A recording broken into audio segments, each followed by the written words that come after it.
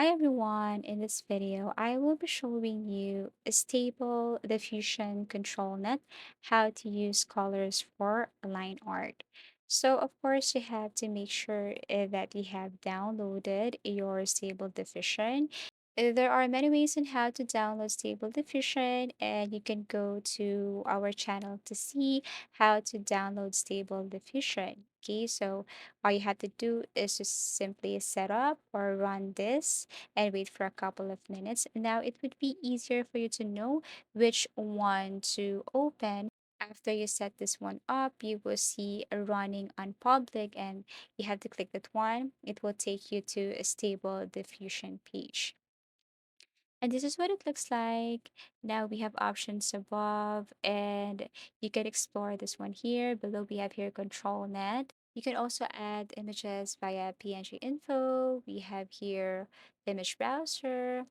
Another thing is that before you start, you have to make sure that you have check for updates. Okay, check this one for updates. To do that, again, you have to go to extensions and then look for check for updates.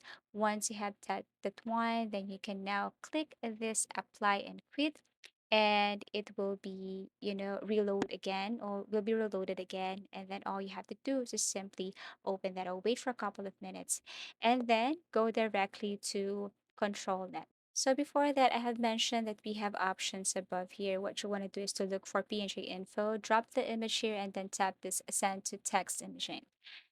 And then you have to scroll down, and then here you will see some options. First is the seed, you have to remain this as -1. For sampling method, you have to scroll down and look for the option dBm plus SDE caras.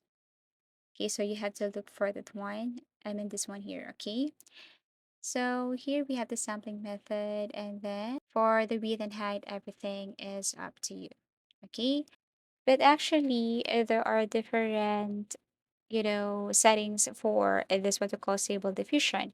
All you have to do is to follow what I am going to set here. Okay, for we have the noising strength, you can set this to 0.3. Okay, so you just have to adjust it right here. And then for C, -1. Okay, and then we have to click this enable. For preprocessor, you have to look for invert, white, and black. And then for modal, of course, you have to look for control V11P, ST15, and line hard with this number. You can change your picture if you wanted to, but don't forget to click enable, preview, and set this preprocessor and modal the same as here. And that's it.